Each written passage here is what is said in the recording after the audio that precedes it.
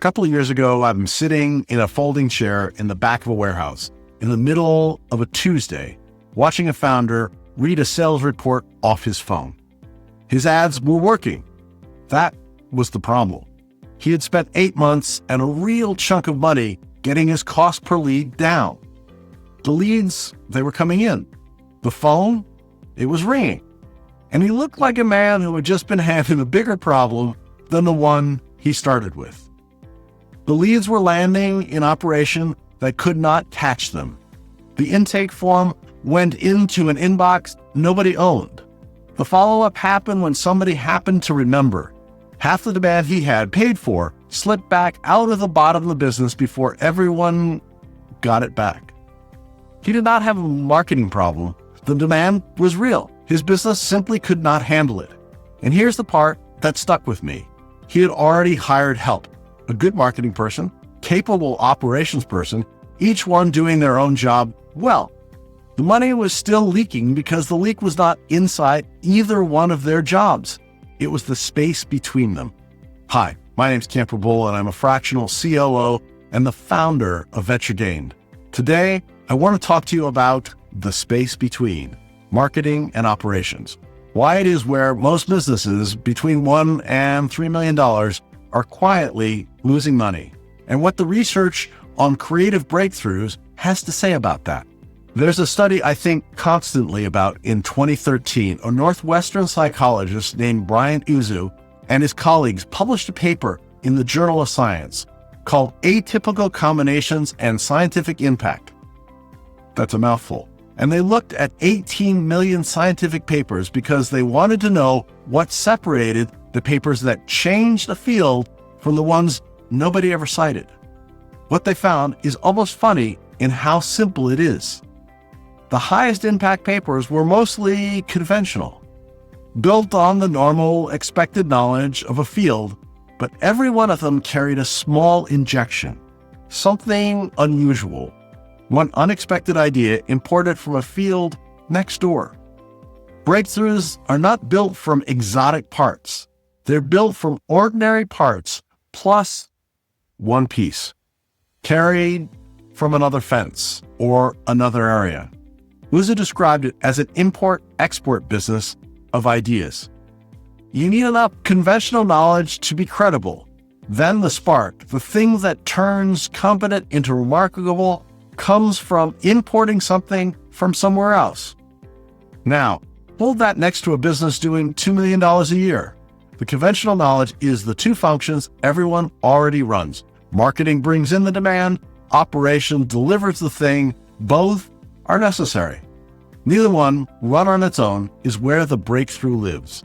The breakthrough lives in the import point, where marketing decision crosses over and becomes the operational consequence, where the promise the ad meets the system that has to keep it.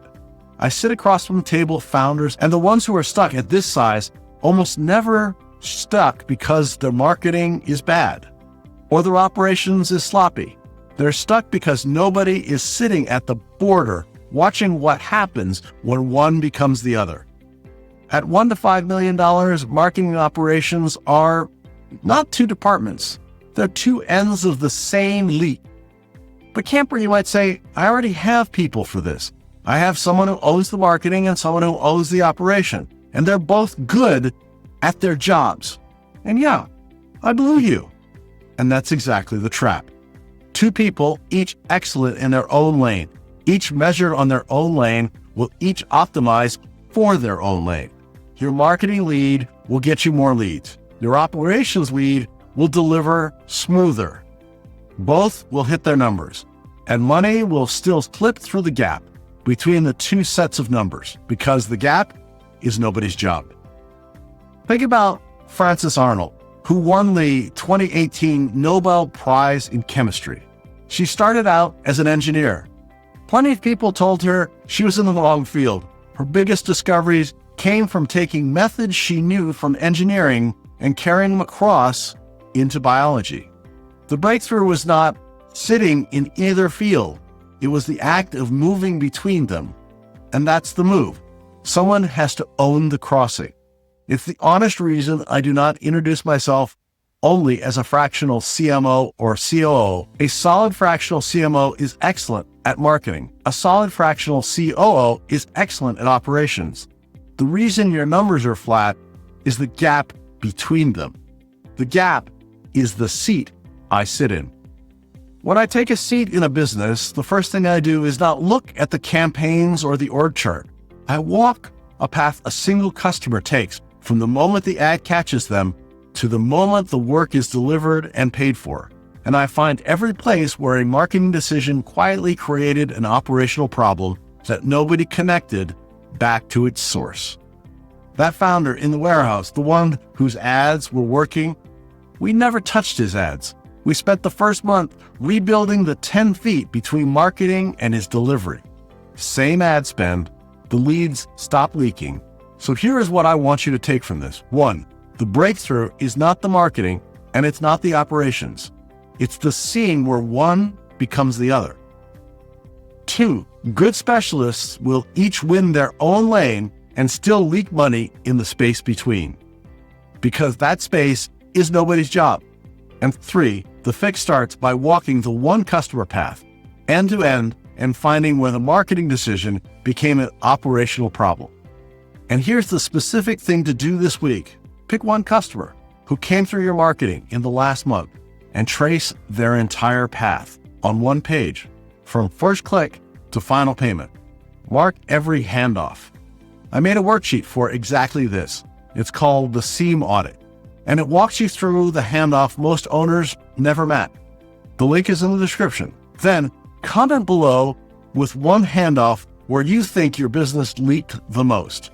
First click, first call, sales to onboarding, delivery to repeat. I read these.